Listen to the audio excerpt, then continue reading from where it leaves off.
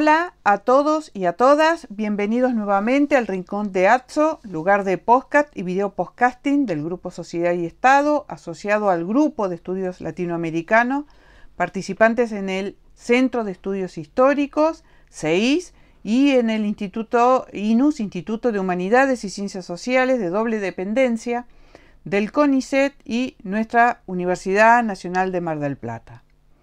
En la dirección, Max Van Hauer-Duar, en la producción remota, Francisco Colona y Juan Cruz Oliva Pipia, y como Community Manager, Ian Quirós, estudiante del Colegio Nacional Ilia.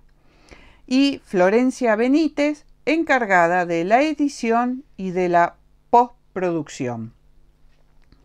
Hoy nos encontramos en esta nueva entrega con el profesor licenciado Matías Vivó, que es miembro señero del Grupo Sociedad y Estado, es profesor en el Colegio Nacional Arturo Illia, docente en la Facultad de Ciencias de la Salud y Trabajo Social y docente también del Instituto Superior de Formación Docente 32 de Balcarce en el área del profesorado de educación primaria.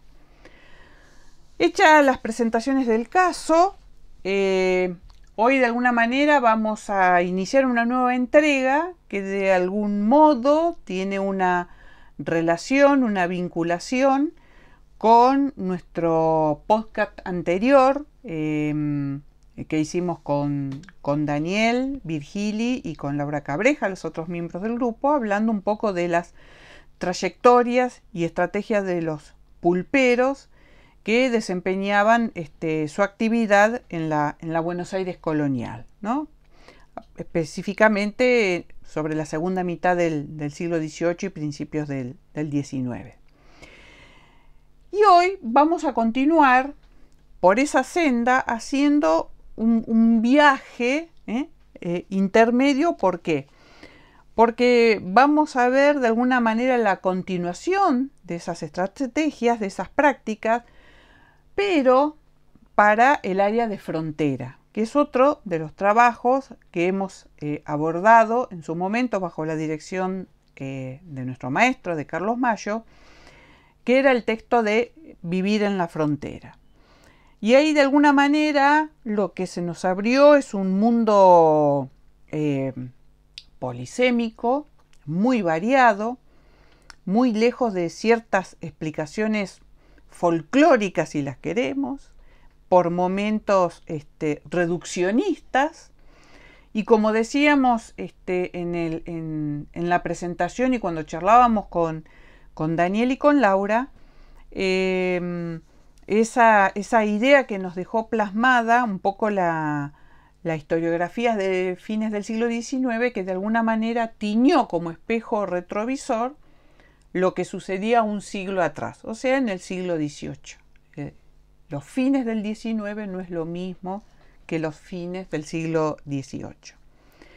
Y por ello, en ese andar, en ese devenir, lo que se observa es una gama de matices, de cuestiones que por momentos fueron mencionadas, insinuadas, pero nunca profundizadas. Y esa era la curiosidad que arrastraba a Carlos y que por ende también nos arrastró a nosotros. Entonces, dicha esta breve introducción, la primera cuestión que vamos a conversar con Matías es: ¿cuál es el punto de partida para tu área de trabajo? Bueno, gracias Diana por la invitación y la posibilidad de compartir esto que fue en algún punto también un trabajo señero en el inicio de nuestra actividad académica y de investigación. Yo ingresé al grupo siendo muy joven, mucho más joven que ahora, ¿sí? Siendo estudiante avanzado, y empezamos a transitar este camino, partiendo un poco de esta inquietud que movía a Carlos y al grupo, que era tratar de pensar tal vez ámbitos de trabajo o campos de estudio que no habían sido tan explorados hasta ese momento, ¿no? Por ejemplo, uno vinculado a esta idea de lo que podríamos denominar la vida cotidiana, ¿no? y dentro de ello lo que era un rubro, si lo queremos llamar así, o una subdisciplina que después tuvo mucha fuerza, que es la de la historia de la alimentación. Entonces, en ese plano, vinculado con la cuestión de las prácticas mercantiles y con esta larga tradición que tenía el grupo en la materia, empezamos a pensar, pensar la relación, empezamos a reflexionar en esta cuestión de pensar la relación entre comercio minorista, proceso de mercantilización en los sectores rurales y especialmente en la frontera, y hábitos de consumo de la población rural. Y especialmente en el caso que empezamos a investigar nosotros, los hábitos alimenticios. Cabe señalar que este primer trabajo que está publicado en el grupo es una producción conjunta con Carolina Correa, que también en ese momento era miembro del grupo y estudiante avanzada como yo.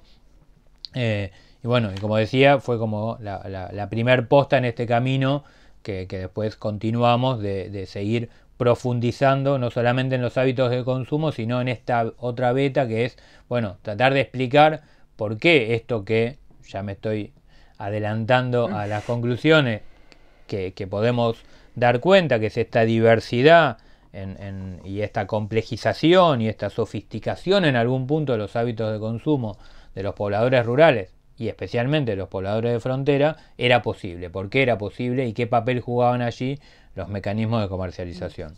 ¿Sí? Entonces, ese, si se quiere, tiene que ver con la inquietud propia de la investigación al interior del grupo y dentro de esta tradición, si se quiere, como digo, temática que había inaugurado el grupo. Después había una inquietud que tenía que ver con lo historiográfico, dentro de lo que era la discusión de la historia de la alimentación, de la historia del consumo, de esa mirada social desde abajo que se proponía, y era, no sé si vale la pena expresarlo así, pero buscar con quién pelearnos, ¿no? A quién debatir. Y ahí, aparecían protagonistas de época e historiadores. En ese sentido, ahí las referencias son básicamente, traje acá cuento para compartir, textos clásicos, que son el texto muy tradicional y una referencia durante mucho tiempo para entender el mundo rural, que es el de Richard Slata, Los Gauchos y el Ocaso de la Frontera, y otro también muy conocido texto de Ricardo Rodríguez Mola, en esta edición del Centro Editor de América Latina, Historia Social del Gaucho, ¿no? Que estos dos autores, si se quiere, no se agotan en estas dos personalidades, pero que representan a esta historiografía tradicional, si la queremos llamar así, que habían tratado de dar cuenta en sus explicaciones acerca de la población rural, una mirada casi calcada en algún punto de una fuente por excelencia que era la de los viajeros extranjeros y especialmente los viajeros ingleses.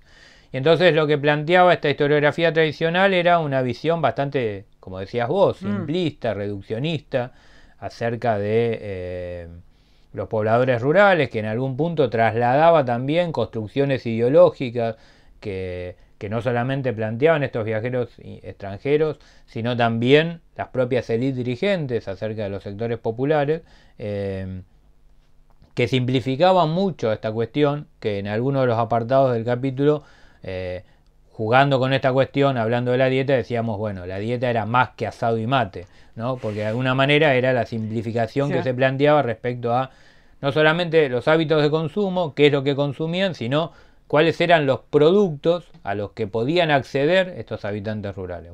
En algún sentido esa fue también el punto de partida para empezar a discutir.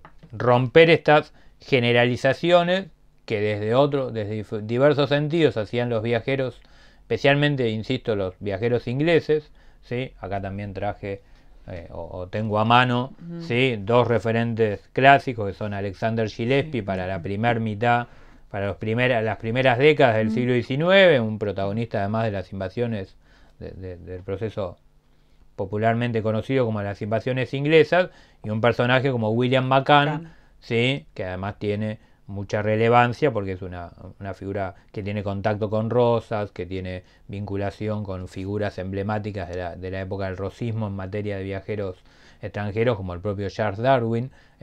Todos estos viajeros construyen una imagen que se entiende para la época, muy simplificada. Ahí hay un texto muy interesante que tomamos nosotros como referencia, que es el de Marie-Louise Prat, se llama Ojos Imperiales, que ella analiza muy bien esta cuestión de por qué los viajeros miran con esos ojos y cuál es la razón para explicar esos discursos que circulan acerca de las poblaciones rurales. Bueno, y ahí aparece esa idea de que en realidad, más que pensar en lo que están viendo los viajeros, están pensando más en ese público europeo que va a recibir a estas lecturas, porque claramente, más allá de tener otro tipo de motivaciones, como son motivaciones comerciales, políticas, porque también hay algunos funcionarios que andan circulando por las pampas y por la frontera para describiendo lo que ven, también tiene una intencionalidad, si se quiere, literaria. Tienen un público,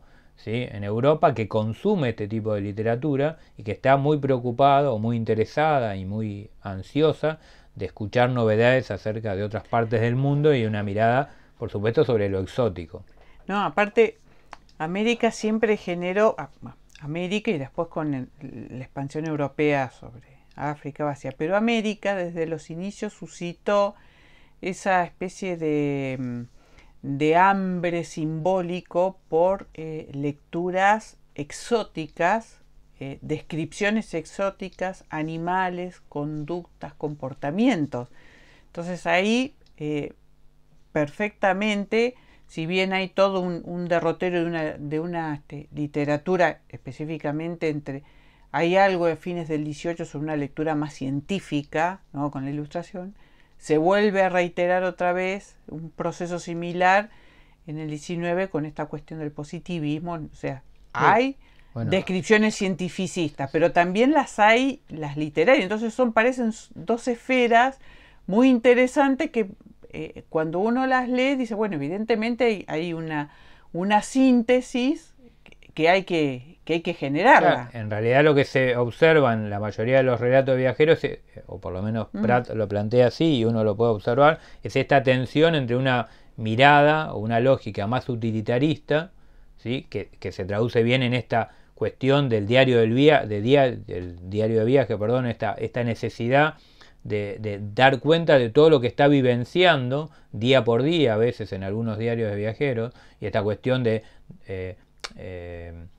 dejar sentada las distancias de una localidad a otra, de un pueblo a otro, de cuáles son las huellas, de cuáles son los caminos, de qué pasa con los pueblos indígenas que habitan determinadas regiones, cuáles son las posibilidades comerciales, las posibilidades extractivas en algunos casos de las diferentes regiones del Río de la Plata, pero también a esa mirada más utilitarista que busca el dato concreto, la información, aparece una mirada romántica, ¿no? Y entonces a esa información siempre se le da un color diferente para poder atrapar a ese público que está esperando algo de exotismo, ¿no? Sí. Y eso es interesante porque una relectura de los viajeros nos permite ver que hasta los propios relatos de viajeros, ¿sí?, incluyen referencias a un montón de hábitos de consumo que son olvidados por la historiografía. O sea, es verdad que en situaciones determinadas, especialmente de frontera y especialmente en las circunstancias de travesía, claramente el elemento indispensable va a ser la carne, va a ser la necesidad de hacer un asado y, si se quiere, cierta simplificación de la dieta. Pero también ese mismo viajero va relatando que a medida que van avanzando y que se van cruzando van atravesando diferentes postas o que van llegando a diferentes lugares, los reciben con variedad de frutas, con variedad de legumbres, sí, con el pan, que es inexistente en la historiografía tradicional. Entonces uno puede observar que el mismo viajero, ¿sí?, cuando recurre a esa lógica más utilitaria, está mencionando todo lo que ve, efectivamente, casi en una cuestión muy descriptiva, casi de realismo, ¿sí?, pero en términos literarios, pero cuando tiene que atrapar a ese otro público, bueno, empiezan a aparecer más las metáforas y esta cuestión de la simplificación de la vida cotidiana. Carlos siempre desconfiaba, decía, no desconfiaba del tríptico carne, yerba y algo de galleta. Exactamente. Era un tríptico que Mayo le tenía una profunda desconfianza y intuía que debajo de eso había otras cuestiones. Y porque además, se me ocurre, para ir cerrando con esto de los viajeros,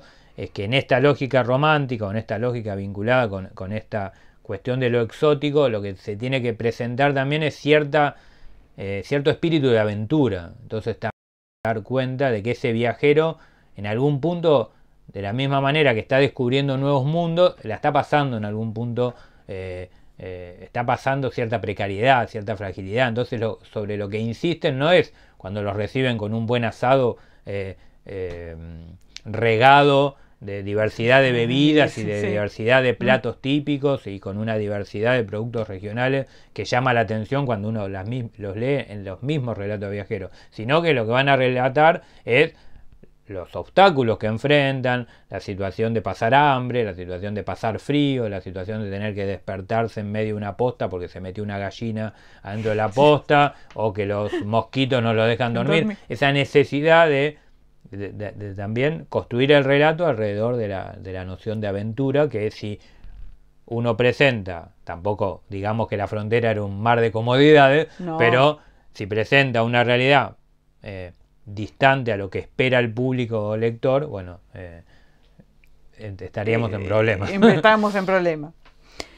Bueno, entonces ahí viene otra cuestión, ¿no? Entonces resulta que los reciben con una variedad de productos que escapan a ese trío de carne, yerba y algo de galleta. Entonces la pregunta es, ¿en dónde radican y cómo eran esos hábitos de consumo? ¿Qué es lo que hay ahí? Bueno, ¿Qué es lo que se come, se bebe? Bueno, ahí el tema que aparece con fuerza es, bueno, ¿cómo podemos ver esos hábitos de consumo? ¿Cómo los podemos reconstruir? Porque tampoco, digo, si tenemos una mirada crítica respecto o le reclamamos también a esa historiografía tradicional, que tendrían que haber tenido una mirada crítica a lo que decían los viajeros, tampoco nos podemos quedar con la otra mitad que a veces presentan los viajeros. Tendríamos que cruzar con otro tipo de fuente. Y bueno, y ahí aparece también vinculado con este trabajo que venía haciendo especialmente el grupo Sociedad de Estado con respecto al comercio minorista y las pulperías de Buenos Aires, el abordaje de una diversidad de fuentes, especialmente de inventarios y tasaciones propias que aparecen, especialmente nosotros trabajamos en estos primeros trabajos que aparecen en los documentos notariales, en las sucesiones. Entonces ahí se nos empieza a abrir un panorama más que interesante respecto a algo que, por supuesto, no agota la realidad muy compleja del mundo de la frontera y del mundo rural, pero que por lo menos nos está acercando un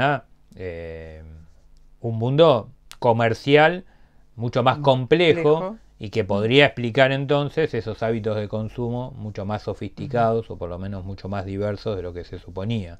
Y que también tiene que ver con este punto de partida del que hablábamos hoy, que era lo que nos hacía ruido en algún sentido, porque no solamente las investigaciones del grupo y especialmente de Carlos Mayo, sino otro tipo de investigaciones, estaban dando cuenta de una sociedad rural y una sociedad de frontera mucho más heterogénea, mucho más polisémica, como decías vos, y especialmente vinculado con la cuestión del comercio, esta cuestión de un amplio proceso de mercantilización, ¿no?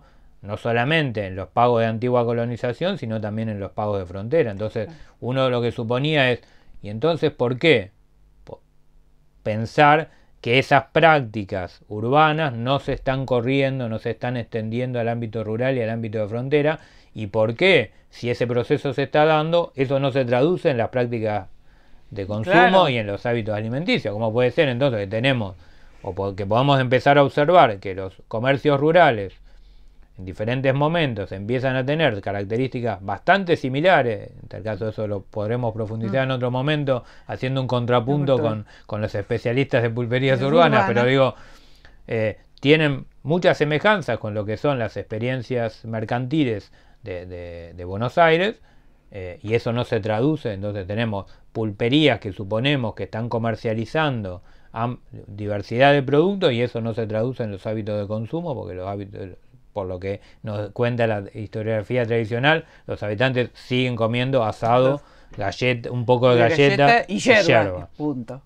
Y nada más. Bueno, entonces ahí aparece la doble necesidad, ¿no? Indagar en lo que primero, en cómo es ese proceso de mercantilización y qué está pasando con los comercios rurales y con los comercios de frontera, y especialmente, una vez que ingresamos en ese fantástico mundo, ver efectivamente qué es lo que aparece en esos comercios. Bueno, y ahí lo que encontramos es, como seguramente ya han hablado con Laura, una cultura material vinculada no solamente referida a otros ámbitos de la cultura material, pero en el caso de lo que es la historia de la alimentación, dos dimensiones en general. Todo aquello que se come o que se consume, y agregaría especialmente más que además de lo que se come, lo que se bebe, porque exacto, tal vez sea un rubro en donde mayor sofisticación hay, ¿sí? Sino también todo lo que rodea al acto de comer y de beber, porque también lo que vemos es que hay una renovación muy marcada, ¿sí?, en todo lo que hace a la cultura material vinculada a las prácticas alimenticias. Me refiero a esto, a tipo de vajilla, diversidad de instrumentos o de cubiertos, de platos, de loza, la aparición de la loza inglesa, la proliferación de la loza inglesa, que, bueno, por supuesto, aquí nos aparece con menos detalle, en tanto y en cuanto un inventario de pulpería o de comercio rural no va a ser el detalle finito de qué tipo de loza es o qué característica tiene esa loza,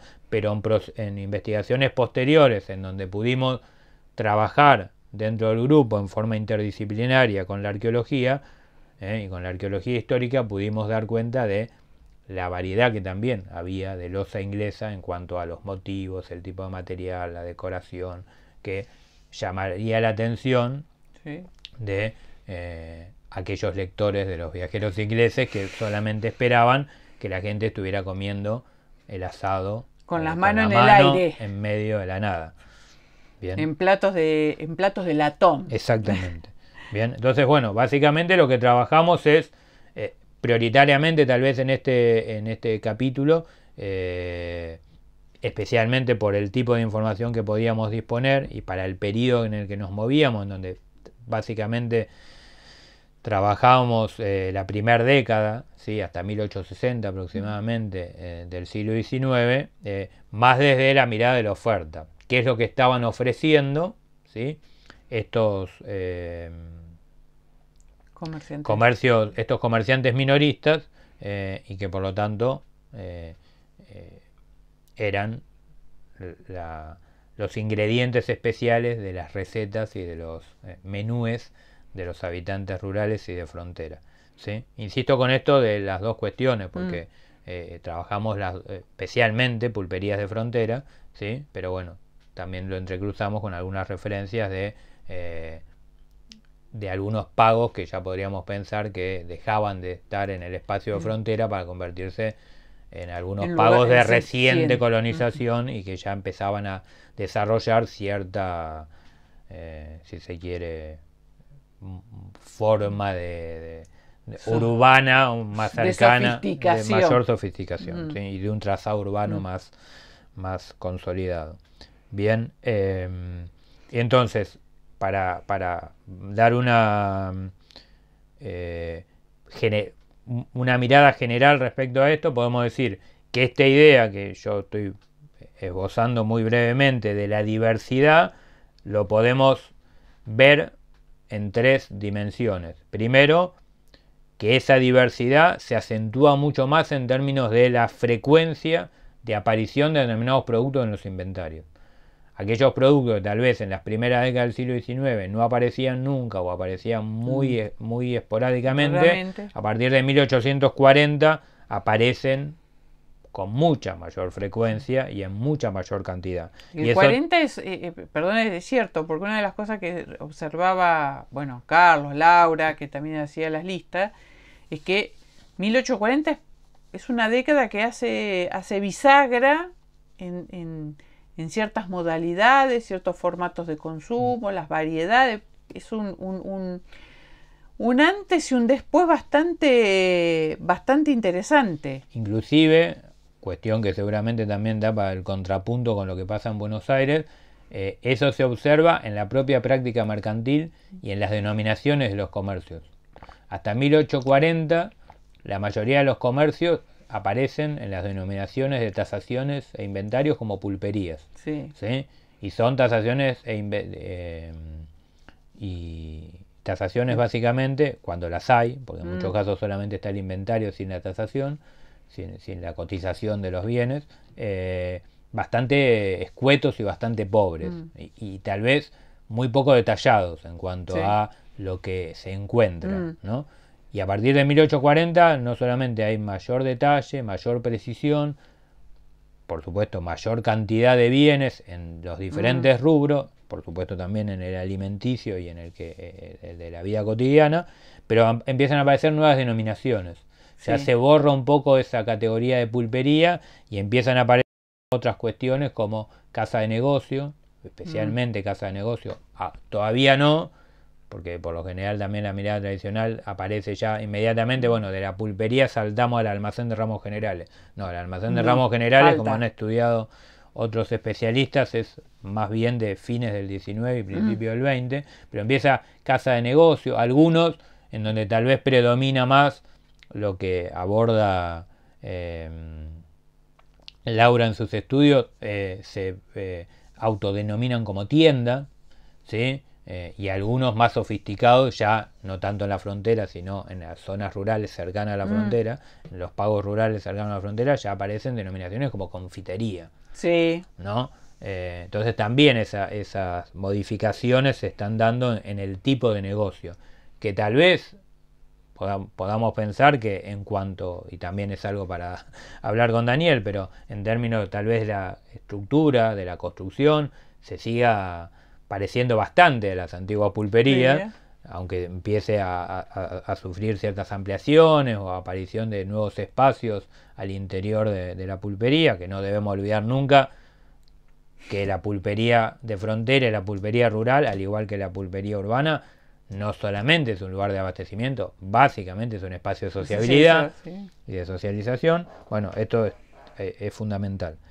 Pero volviendo a lo que te decía, entonces hay una mayor frecuencia, se observan muchas transformaciones en el tiempo respecto a los tipos de productos que aparecen, y la década del 40 marca un quiebre en esa cuestión, y empieza a haber, especialmente a partir del 40-50, mayor diversidad, pero mucha diversidad, en cuanto a calidades y en cuanto a precios, especialmente en cuanto a calidades.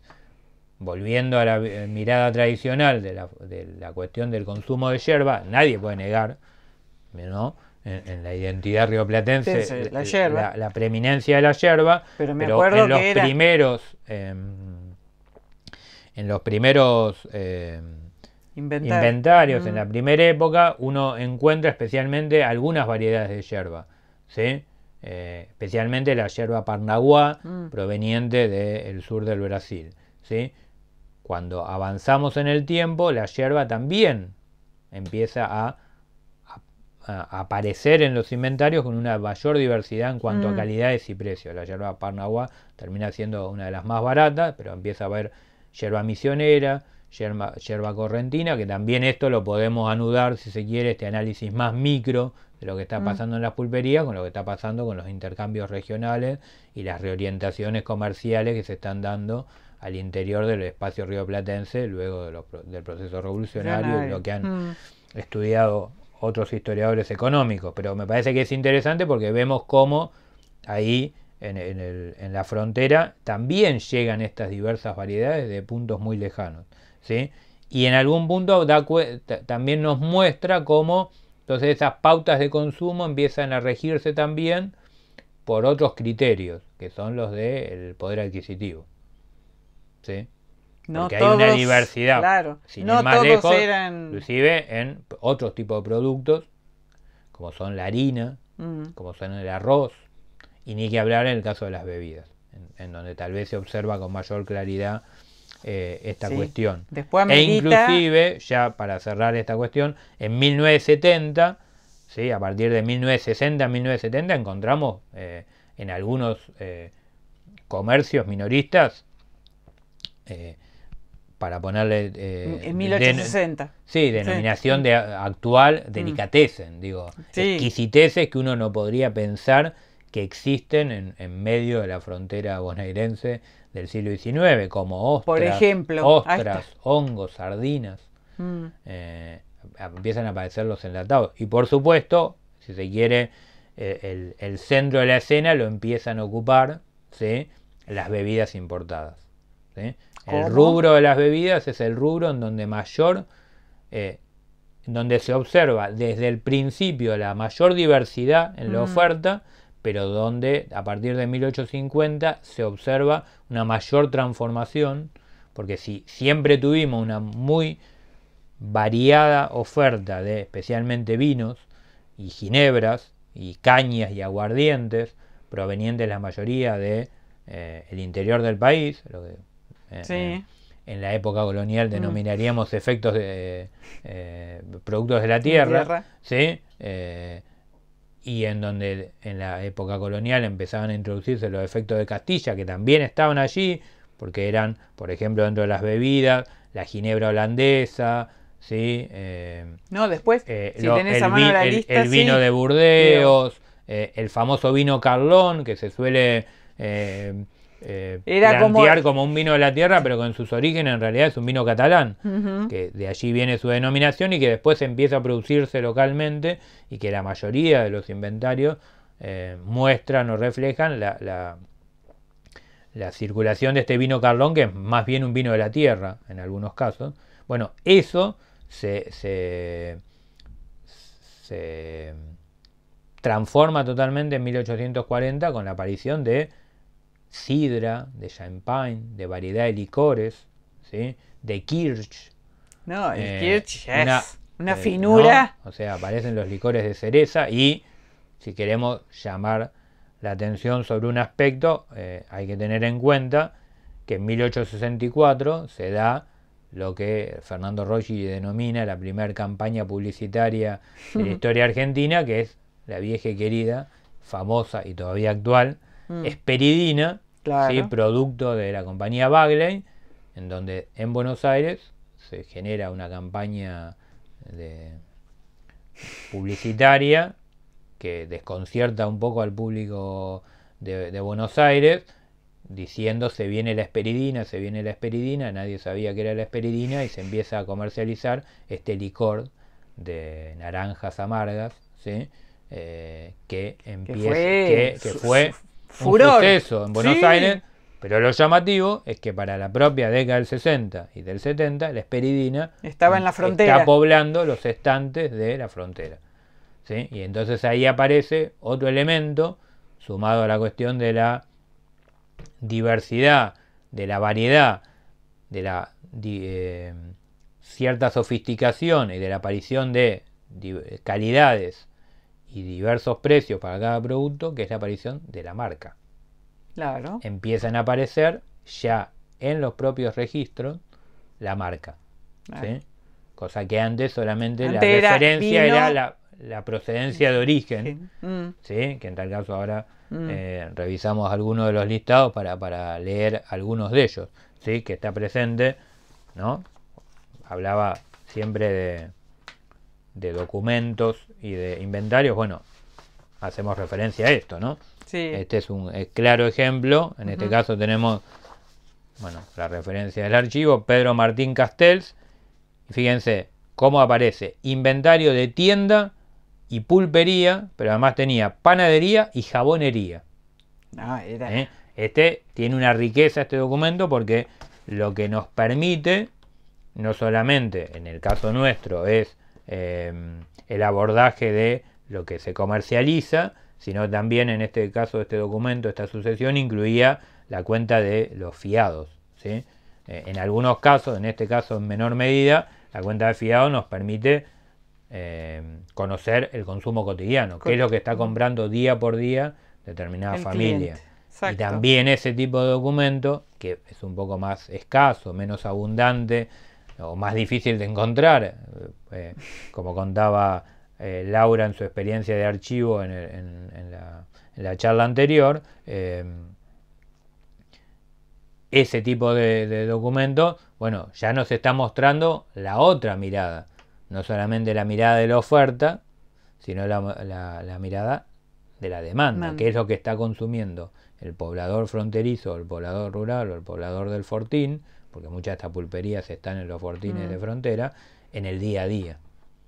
¿Sí? Por supuesto, sabemos que es un recorte, que es una reconstrucción, que tal vez ese poblador no consumió todo ese día, sino que tal vez tenga que ver más con una lógica de anotación del pulpero, como cualquiera de nosotros cuando le pedimos fiado al almacenero, nos hace la lista de 2 o 3 días, pero lo que nos está demostrando tal vez por lo menos, al menos una frecuencia semanal de consumo, y ahí también encontramos una diversidad de productos que están al acceso, muy accesibles para gran parte de la población. Yo me acuerdo que una de las cosas que le había llamado, que nos había llamado la atención era la variedad de fideos, tipos de fideos, que eran o sea, uno presuponía que la harina estaba presente bajo el formato del pan, de los pastelitos, que era un cabellito de batalla, pero lo que comenzó a llamar la atención, la presencia de pasta seca. Exactamente. ¿No? Y en distintas formas. La mayoría de esa pasta seca a partir de 1850 es importada, es genovesa especialmente. ¿Sí? También hay que pensar que si uno analiza otro tipo de documentación, como es la documentación censal para esa época, esto que yo, por lo menos para más que nada para ciertas poblaciones rurales, uno lo que pueda, más poblaciones de frontera, ¿sí? Pero también lo podemos imaginar para algunas para el espacio de frontera, lo que uno encuentra es que también empiezan a proliferar otro tipo de establecimientos comerciales vinculados con la oferta de bienes y servicios, entre ellos, por ejemplo, los servicios de alojamiento. Empiezan se quiere desaparecer las postas y empiezan a aparecer las fondas, ¿sí?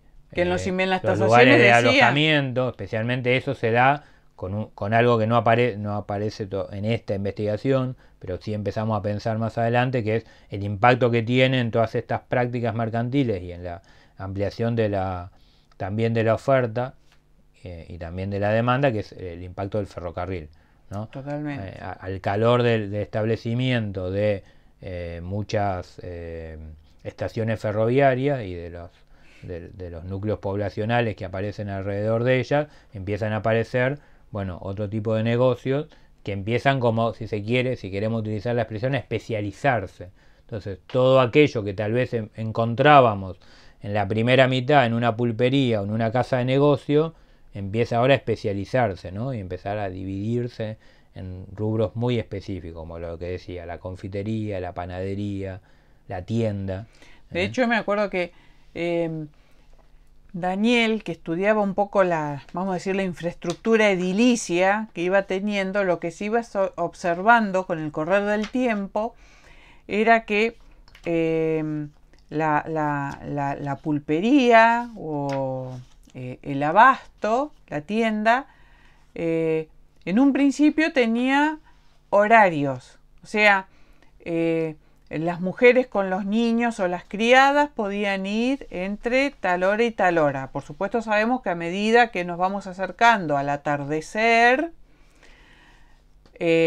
como dijimos en la entrega anterior, la pulpería de parte de las autoridades era como una gran sospecha. Era una sospecha del negocio, era una sospecha del propietario, era una sospecha del administrador y eran sospechados los clientes. O sea, todo el mundo estaba sospechado ahí. Pero lo cierto es que Daniel empezó a observar, con el correr de las décadas, que antes había un único espacio que estaba tabulado por los horarios. Entonces, la criada o las mujeres podían asistir por recomendación o decían, bueno, hasta las 2 de la tarde, pero de las 3 de la tarde en adelante comenzaba un mundo un poquito más raro, más conflictivo. Sí. Iban llegando, se aquerenciaban, jugaban, tomaban. Lo que Daniel empezó a observar después, que ya en algunos casos el espacio, o sea, había un área que era para el despacho de bebida con unas mesas para juego, y había desplazado más hacia un costado un mostrador en donde se hacían los mandados. O sea, empieza a dividirse como el salón para consumir y el salón que está de paso para comprar los productos, vamos a decirle, de almacén y en generales. Y eso llamaba la atención aparte por otra cuestión, porque la pregunta siempre había sido en las tasaciones y en los inventarios, ¿por qué no aparecía la reja? Y la reja es una rémora más de segunda mitad del siglo XIX que en realidad de la primer parte. O sea, los artistas, los pintores que tenemos de ese momento nos dejan pulpería, pero no siempre estuvieron. La reja es una aparición posterior. Pero lo interesante era esto, como lo que antes era tabulado por el horario, con el tiempo está tabulado por el espacio. O sea, un lugar donde están, ¿no?, los parroquianos que toman, que juegan, que hacen un envite, pero por el otro lado hay un área que es para hacer los mandados, sí, las compras, punto. Y eso de alguna manera va enriqueciendo, y ahí está también la especificidad, porque también habíamos encontrado, y no para la ciudad de Buenos Aires, y ahora no recuerdo, pero para un pueblo ya consolidado, la denominación café. Exactamente. O sea, ya no es confite. ¿De dónde viene? O sea, ¿cómo aparece la denominación café todavía cuando no estamos llegando a fines de la primera mitad del 19? Sí, y uno se animaría a pensar, tal vez hipotetizando un poco estas cuestiones, que se empieza a observar en función también de estos diferentes criterios en cuanto a la diversidad de productos, cierta segmentación del consumo. Y algo que tal vez aparece menos acá, ¿sí?, pero uno podría suponer también respecto a la construcción que hay social acerca de la infancia, ¿sí?, de vincular a los infantes con los juguetes y con las golosinas. Lo que veíamos y decíamos también en el libro, que este mundo rural y de frontera es más dulce de lo que se parecía, porque acompañado a esta cuestión que vos planteabas de la aparición de nuevos productos vinculados con la harina, lo que encontramos es que hay muchos productos, ¿sí?, relacionados con esto, con el consumo de dulces y determinados productos que hacen a ciertos platos típicos de la época, que podríamos pensar para tiempos actuales en la actual repostería, claro, ¿no?, en algunos comercios, pero también hago un paréntesis. Yo hoy dije, el recorte que hacemos de las prácticas alimenticias a partir del comercio es un recorte determinado. Sabemos que gran parte de esas prácticas alimenticias también transitan otros espacios y otros ámbitos que no aparecen en los inventarios de pulpería porque no se comercializan o no se adquieren por allí, pero que los propios viajeros, cuando dejan un poco de lado esa mirada romántica, están reflejando que es la aparición de frutas, verduras, la propia producción de pan en las propias por parte de las propias familias. Entonces, y de los diferentes platos típicos que tal vez no se comercializan tanto allí, digo, la mazamorra y un montón de otros platos que en algunas, más avanzados en el tiempo, en algunos libros de cocina y recetarios de cocina, empiezan a aparecer ya para la década de 1860. Entonces, cerrando paréntesis, volviendo a la cuestión de la segmentación, dentro de este mundo dulce y de confituras, podemos pensar que empiezan a aparecer, ¿sí?, de a poco determinados productos alimenticios destinados a ese público infantil que tal vez en otras épocas estaban no tan presentes en la pulpería y que empiezan a aparecer ahora en estas casas de negocios. ¿sí? Y ahí hay una vedette, una estrella fundamental, que generó mucha disputa al interior del grupo, que son los viejos y queridos ticholos. Los ¿sí? ticholos. Que son dulces de guayaba en forma de ladrillito, porque ticholo en portugués significa ladrillo, y que siempre fue una discusión en el momento de inventariarlos, dónde poner, en qué categoría poner a los ticholos. Y voy con esta cuestión anecdótica, porque da cuenta un poco de cómo investiga uno. ¿sí? Los ticholos siempre, el debate era en esta cuestión de la mirada que tenía cada uno, si ticholo lo tenía que inventariar o lo tenía que tener en cuenta Daniel como material de construcción y dar cuenta de la estructura de la pulpería. De la pulpería lo tenía que tener en cuenta yo, porque yo tenía la idea de que eso era un dulce. Sí. Y efectivamente lo comprobé cuando, yendo a un congreso a Montevideo con el doctor Mayo, caminando la avenida principal, me encontré con un vendedor ambulante que vendía ticholos, que eran efectivamente pequeños dulces, como si fuera dulce de membrillo, en realidad de guayaba, de origen brasilero, que se comercializaban en todo el Río de la Plata y que llegaban y que también ocupaban ampliamente los estantes de las pulperías. Uno podría suponer que esos ticholos, que supimos degustar después de ese viaje, porque para comprobar que efectivamente no era un ladrillo, sino un dulce, los compartimos en una reunión, los ticholos tal vez nos están hablando, junto a estas otras confituras que empiezan a aparecer, que haya un universo alimenticio vinculado ya a los niños, ¿sí? A los niños y a las niñas, ¿sí? Y en menor medida empieza a aparecer la comercialización, como para completar esta imagen general acerca de la dieta, de productos, de ciertos productos frescos, que vendrían a completar esta idea de una dieta mucho más variada, mucho más sofisticada, que se completaría también con otras cuestiones que también corren por fuera del comercio minorista, ¿sí? Que es el acceso a diversa variedad también de un diferente tipo de producto cárnico, si lo queremos llamar así, que va más allá del asado de vaca propio de la imagen tradicional, ¿sí? Aves de corral, ¿sí? El ovino, las investigaciones arqueológicas a partir de 1860 en esta lógica que planteábamos hoy de pensar la historia más micro con los procesos amplios, uno puede ver que la fiebre del lanar tan analizada y discutida y propuesta en su trabajo pionero por Hilda Sábato, tiene su impacto directo en los hábitos de consumo, porque el lanar empieza a consumirse fuertemente, inclusive en algunas investigaciones arqueológicas por encima de la carne vacuna, al mismo tiempo que también los propios viajeros y algunas de estas recetas que mencionaban empiezan a reflejar también que esa misma carne empieza a tener también formas muy complejas y diversas también de cocción, no es solamente el asado. No es el asado del asador. No, y me acordaba que aparecían, no solamente habían aparecido las sardinas, sino que también aparecía pescado salado, pescado disecado. O sea, bacalao, que bueno, dijimos, bueno, caramba, acompañado, me acuerdo también de un listado bastante generoso de legumbres. Sí.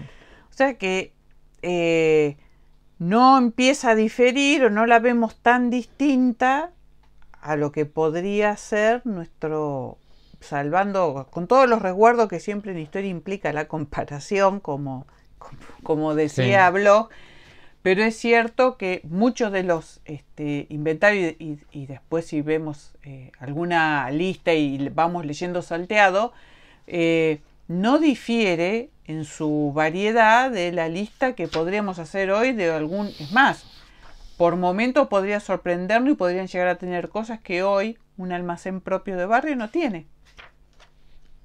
Exactamente, sí. Bueno, otro cambio importante que empieza a darse, como para romper esta tríada de hoy, ya discutimos un poco la carne, con lo que dije recién, discutimos un poco la galleta porque hay una diversidad de productos vinculados con la harina. Hay un producto que tal vez en esta segmentación, si se quiere, más socioeconómica, tendría razón de ser, que aparece con mucha frecuencia, que es la fariña, que es la harina de mandioca. ¿Sí? Acompañando, tal vez sea en esto de rupturas y continuidades que estamos dando cuenta, tal vez la mayor continuidad. La fariña aparece a lo largo de todo el periodo y en mucha cantidad, pero volviendo al tercer elemento de esta tríada que es la yerba, no solamente empieza una proliferación muy marcada de variedades y de precios, sino que empiezan a aparecer otras infusiones. Que por supuesto, tampoco uno quiere caer en una cuestión cuasi filosófica en términos de identidad cultural, ¿no? No le compite, no le hace sombra a la yerba, pero empieza a aparecer una diversidad muy marcada de café y de té. Sí. ¿Sí? Que también resulta más que interesante en ese sentido, porque además esa cuestión se observa además no solamente en el tipo de productos que se ofrece a la venta, sino en la otra dimensión que hace al universo alimenticio, que es el acto que rodea al acto de comer. ¿Sí? Claro. Que es lo que un poco parafraseando acá algo que plantea Fernando Remedi, que es un referente que ha trabajado estas cuestiones de la historia de la alimentación para Córdoba, ¿sí? Él propone un poco esta idea, y entonces ahí lo que encontramos es que también la vajilla empieza a refinarse, empieza a sofisticarse y empieza a estar incorporada a la oferta de los negocios rurales y de los negocios de frontera. Entonces nos encontramos que hay comercios que están ofreciendo a la venta, ¿sí? O que disponen, ¿sí? Muchas veces sobre determinadas cuestiones, ¿sí? Tal vez en los inventarios post 1850 eso no genera tanta duda. Tal vez en los primeros, en donde no hay tanto detalle, uno siempre tiene la duda por el tipo de organización del inventario, de la tasación, si lo que aparece allí está ofrecido a la venta o es para la utilización en el mismo local. Pero nos encontramos con juegos de copas, nos aparecen juegos de café con sus pocillos correspondientes, pocillos y platos. Entonces, digo, qué lejos estamos de estas imágenes simplistas que nos planteaban la historiografía tradicional o los viajeros, de pobladores rurales sentados sobre una cabeza de vaca comiendo directamente del asador o todos de una misma olla, cuando aparecen ahora diversidad de cucharas, diferentes tipos de cubiertos, juegos de pocillo con sus correspondientes platos, diversidad de vajilla, en términos de lo que decíamos hoy de la loza inglesa, pero también en cuanto a la especificidad en las funciones, ¿no? Bueno, Laura, me acuerdo que había encontrado una generosa lista de artículos de mercería. Exactamente. Hilos, botones, cinta, telas, distintos, variados. Y también en muchos casos había encontrado inventariado, por ejemplo, manteles, servilletas, caminos bordados. O sea, volvemos para atrás. O sea, de esa idea de un mundo muy masculino, sentado sobre una cabeza de vaca, comiendo la carne con el facón o comiendo con una cuchara de una olla en común, y un fogón maltrecho, a una mesa que al menos en sus variedades pasa a tener un mantel, por modesto que sea, de algodón. Hay veces también están señalados de lino. Hay, como decís vos, hay pocillos, hay platos, hay fuentes, hay cubertería. También siguen existiendo los platos de latón. Pero ya hay una cuestión, además, que principalmente para el área, lo que llamaba la atención es para el área de frontera, porque en las áreas rurales de reciente consolidación, en el mejor de los casos, quien podía desempeñar un desempeñaba una situación social aventajada era aquel que podía intercalar sus días de manera estacional entre Buenos Aires y el pueblo, entonces le permitía acceder a otro tipo de productos, pero evidentemente esto está destinado a quien no tiene la posibilidad de estar intercambiando sus días entre ese pueblo recientemente consolidado, un área de frontera, con el puerto. Entonces, ahí demuestra de que hay un refinamiento, vamos a decirle, inicial, mesurado, pero hay un refinamiento al fin de las costumbres de mesa. El listado de algunos productos, ¿no? Eso. Por ejemplo, a las ya consabidas ollas de latón u ollas de fierro y a las pavas de latón o a los platos de lata, le podemos empezar a sumar juegos de cubierto, juegos de taza y platos de café. Algo fundamental, porque tenemos el café vendiéndose, tenemos la vajilla referida para tomar el café, pero nos falta algo fundamental. ¿Cómo hacer el café? Empiezan a aparecer molinillos y máquinas de café, que evidentemente refieren a la infraestructura del local. Pero bueno, nos está mostrando cómo hay un ayornamiento, si se quiere, en cuanto a los hábitos de consumo, y empiezan a aparecer, por ejemplo, además de los platos, plato hondo, plato de postre, plato sopero, saleros, ¿no? Bueno, y diversidad de cuestiones, vasos de cristal, tostador de café, teteras de lata, ¿sí? Diversidad de vasos de vidrio, ¿sí? Por supuesto, vuelvo a insistir, esta es una mirada muy reducida en algún punto, muy interesante, pero que nos da una información que amplía muchísimo, ¿sí? Pero es un aspecto de lo que se observa en referido a la oferta.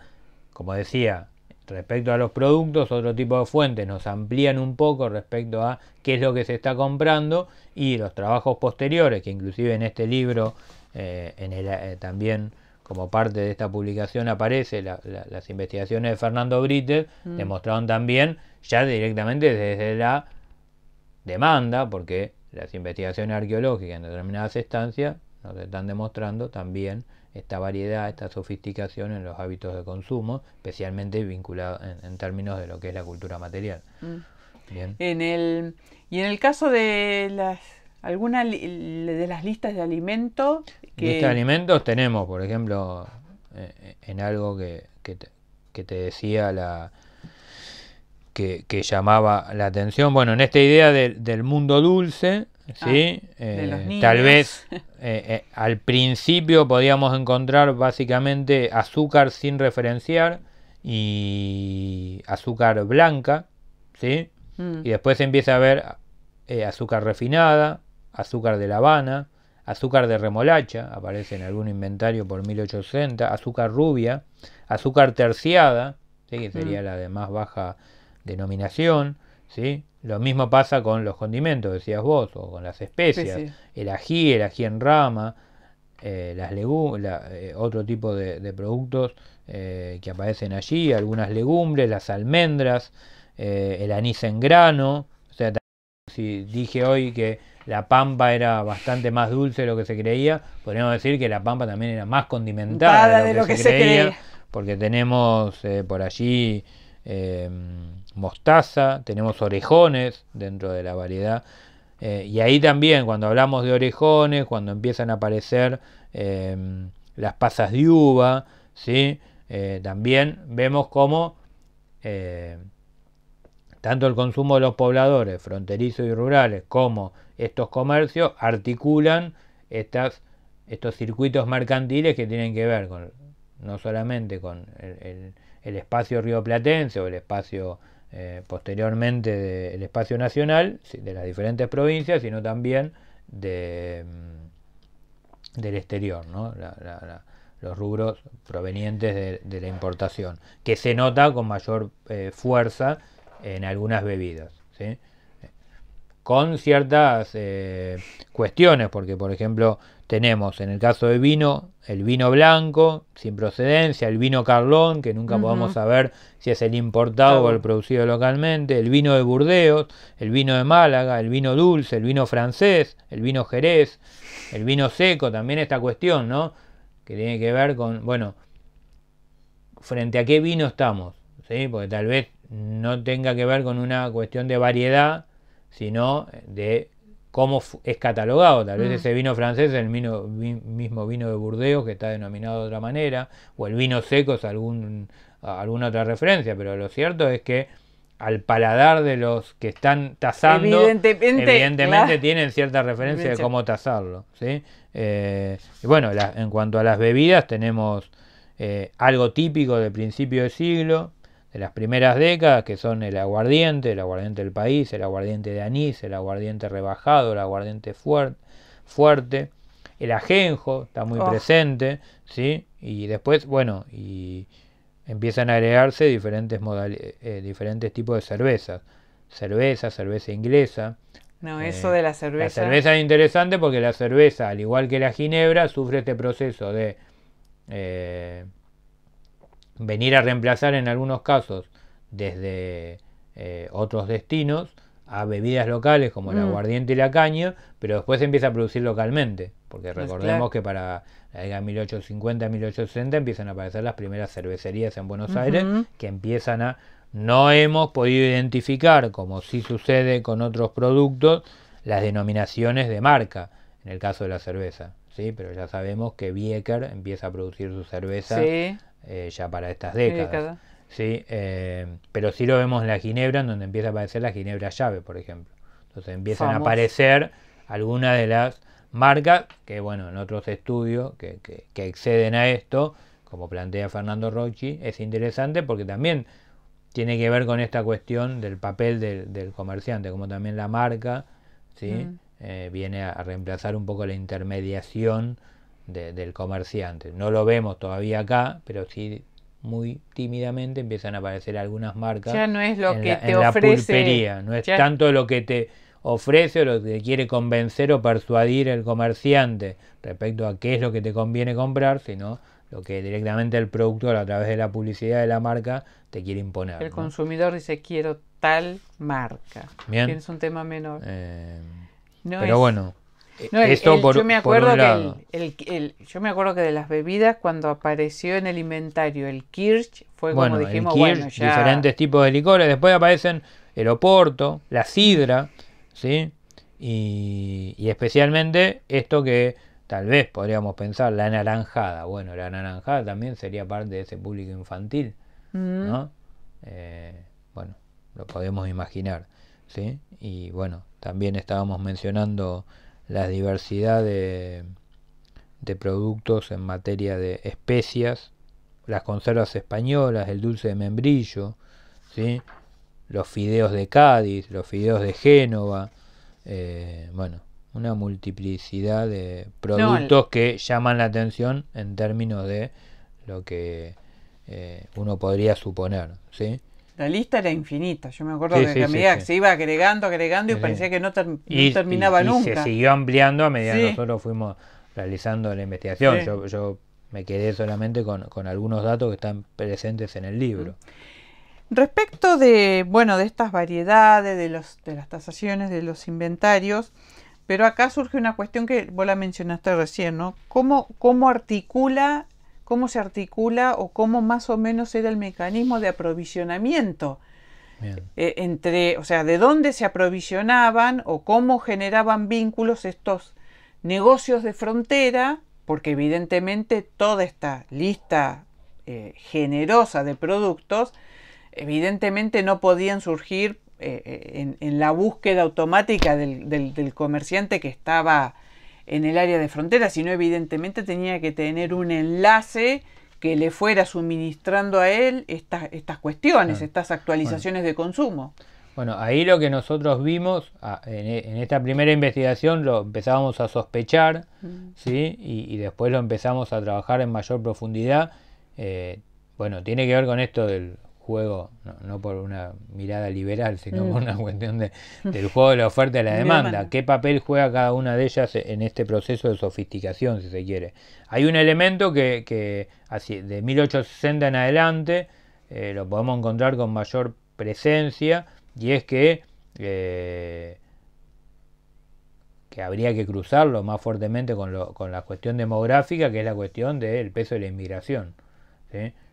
Ciertos gustos, ciertos sabores, ciertos paladares, ciertos productos tienen que ver con la llegada de con esta nueva realidad social y cultural que también se está dando y fuertemente en el mundo rural y en las zonas de frontera y en los espacios de frontera. Entonces ese es un elemento que nos podría explicar mucho mejor esta cuestión desde la demanda. También hay una nueva población que está demandando en función de sus gustos y de sus nuevas recetas y de sus tradiciones culinarias, nuevos productos y están generando, si se quiere, una innovación. En ese punto, ahora voy a lo que también ibas vos, que tiene que ver más con la oferta. Fernando Remedi también dice en algún momento que lo que caracteriza a la Pampa, ¿sí? A diferencia de lo que es el norte argentino, es que la Pampa tiene más que ver, y algunos otros historiadores también lo plantean, Fernando retoma un poco esa idea, es esta idea de que la Pampa es la cultura del cuchillo y el norte la cultura de la cuchara. Bueno, lo que vemos es que empieza a haber una mayor cultura de la cuchara en cuanto a los platos que se elaboran y el tipo de productos, ¿no? Hay una mayor diversificación en ese sentido. ¿Qué pasa al lado de la oferta? Bueno, ahí nosotros empezamos a sospechar, bueno, ¿será que todo esto efectivamente es consumido? ¿Es demandado? ¿O es una apuesta del pulpero? ¿Cuántos estarán consumiendo kirsch o esperidina en medio de la frontera? Bueno, y lo que empezamos a ver, y ahí se nos abrió un universo fantástico a través de otro tipo de fuentes, que fue a partir del abordaje del Tribunal Comercial, porque lo que nos empezamos a encontrar es un mecanismo de abastecimiento y de aprovisionamiento muy interesante, que consistía en la cuestión de la cuenta corriente. Estos pulperos y estos comerciantes rurales tenían un vínculo muy estrecho con los mayoristas de Buenos Aires, muchos de ellos importadores, que le daban a cuenta una diversidad de productos. Entonces, pudimos observar esa correlación entre lo que se estaba comercializando, lo que nos aparecía en los inventarios, ¿sí?